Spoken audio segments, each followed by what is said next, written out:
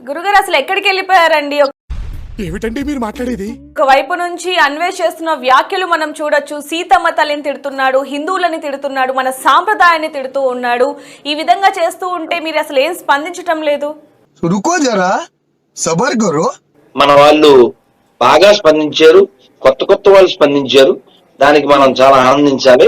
Aunty కూడా వినే ఉంటారు. వినలేదే, చెప్పుకోవట్లేదేమో. మా బట్టలు మా ఇష్టం, మేము ఎలాగైనా చేస్తామంటే ఇప్పుడు సిమ్ షూట్ వేసుకొని మరి ఇప్పుడు కొత్తగా ఇంకొక పోస్ట్ కూడా చెప్పడం జరిగింది.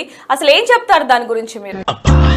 నాకు ఈ టార్చర్ ఏంట్రా బాబు. అమ్మా, మనం కొన్ని ఉదాహరణలు ఇస్తే బాగుండదు, కానీ ఇవ్వకపోతే కూడా అర్థం కాదు. నాకు అర్థం కాలేదు సార్. తన శరీరం భర్త ఒకరికే చూపిస్తే బాగుంటుంది అనేది. ఆడపిల్ల ఉండు. లేదండి, మేము ఊరుమ్మడి సరుకులాగా అందరికీ చూపిస్తాము అనేవాళ్ళు చూపించవచ్చు. ఇదేంటంటే శాస్త్రపరంగా వాళ్ళు వచ్చే జనంలో చెట్టే పుడతారని శాస్త్రాలు చెప్తున్నాయి. అవునా, నిజమా?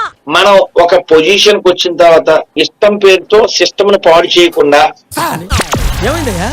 ఇష్టం పేరుతో సిస్టమ్ ను పాడు చేయకుండా ఏది రైమింగ్ సార్? ప్రకాశం ఏంటినా అన్బిలీవబుల్ అబౌ. మనం ఇప్పుడుండే పరిస్థితుల్లో సామాన్ల గురించి కాకుండా సామాన్యుల గురించి చర్చ చేయాలి. అయ్య బాబు, ఈయన మామూలు టైం కాదే ప్రకాశం. ఇక్కడ ఇంకోటండి, మనం చూడొచ్చు అవినాష్ మాట్లాడుతున్న మాటలు కాదమ్మా, అవినాష్ కాదమ్మా, సనాతన ధర్మాన్ని కూడా కించపరిచేలాగా కూడా మాట్లాడడం జరిగింది. ఒకవైపు సీతమ్మ తల్లి గురించి కూడా మాట్లాడాడు. మరి దీనికి సంబంధించి మీరిచ్చే సమాధానం ఏంటి? చెప్పను బ్రదర్. నేనేమి ఆశ్చర్యపోవట్లేదు. నా కోపం కూడా రాలేదు. ఎందుకండి? ఎందుకంటే ఒక పంది బురదలో ఉంటే నీకు కోపం వస్తుందా? అది సహజమని అనుకుని వెళ్ళిపోతావా?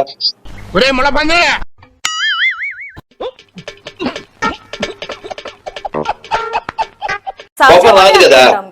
అలా ఇతనికి బైబిల్ ఎక్కింది. సరిపోయింది. హీరో విలన్ కొట్టుకుని కమెడీని చంపేసినట్టు నా మీద పడతారేంటి వీళ్ళు? కాబట్టి అలాగే మాట్లాడతాడు. బైబిల్లో అటువంటివే ఉన్నాయి.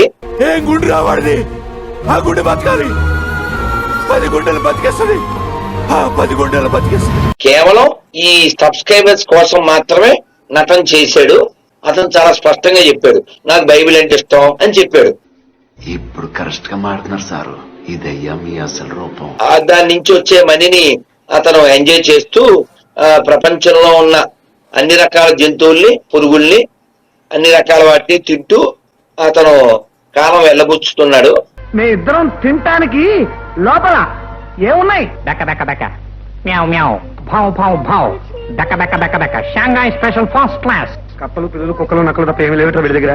ఒక పెద్ద ప్లేట్, దక్క దక్క దక్క. కాబట్టి అతను తిన్నటువంటి రకరకాల జంతువుల, కీటకాల ఆహార ప్రభావము అతని మెదడుకి ఎక్కిన బైబిల్ ప్రభావం కూడా అతని మీద పనిచేస్తుంది. అంతేగా అంతేగా. కాబట్టి ఎవరైతే అతన్ని పొరపాటున ఓ మనిషిగా గాని లేదా హిందువుగా గాని ఎవరన్నా భావిస్తే అది వాళ్ళ తప్పు, అతను తప్పేమి లేదు. ఇది రియలైజేషన్. గరికపాటి వారిని అలా అన్నందుకు, అటువంటి అవధానుల్ని నోటికొచ్చినట్టు వాగినందుకు దానికి తగ్గ కర్మను అనుభవిస్తాడు. సీతాదేవిని, ద్రౌపది దేవిని నోటికొచ్చినట్టు వాగినటువంటి వాళ్ళు కాలగర్భంలో ఎలా కలిసిపోయారో అదే జరగబోతుంది. అంతే. ఏమిటి అంత మాట అన్నారు? ఇవిగో చూడండి, నాలుగు మీద మచ్చలు, నా వాక్కు భరిస్తుంది. దీంట్లో పెద్ద విషయం ఏం లేదు. ఇలాగా బార్కింగ్ అనేది ఎప్పుడు ఉంటుంది. ఇది కొన్నాళ్ళు నడుస్తుందన్న.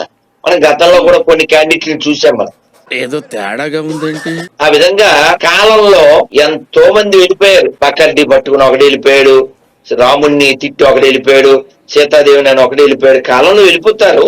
కన్ఫర్మ్ నేను వస్తాను బాబు. ఆగు, నాకు నిద్ర వస్తుందండి. నాకు రావట్లేదు. 4 దోషాలు కలిగల్లో ఉంటాయి. వాటికి దూరంగా ఉండమని చెప్పి భాగవతం చెప్తుంది. ఏంటవి? మాంసము, మద్యము, వ్యభిచారము, జోదం. ఒకటి ఉంటేనే తప్పు, 4 ఉన్నవాడు అలా కాక ఎలా ఉంటాడు చెప్పు? అర్థమైందా రాజా? ఇతను నిన్న వేరే ఇంటర్వ్యూ ఎక్కడో చూశాను. ఏదో 14 ఏళ్ల అమ్మాయికి 1000 రూపాయలు ఇచ్చి ఏదో అని విన్నాను. ఎందుకు నీకు బతుకు, ఎందుకు నువ్వు బతుకుతావు? అవును, అడ్డమైన జంతువుని తింటాడు, అడ్డమైన పురుగుల్ని తింటాడు, పావుల్ని తింటాడు, కప్పల్ని తింటాడు. సో కాబట్టి మనం ఇంకా ఎక్స్పెక్టేషన్ ఏం చేస్తాందనా? కరెక్టే కదమ్మా. కాబట్టి అతన్ని ఫాలో అయ్యే వాళ్ళు మారాలి. అతను మారడం అనేది మనం ఎక్స్పెక్ట్ కూడా చేయకూడదు. I'm telling that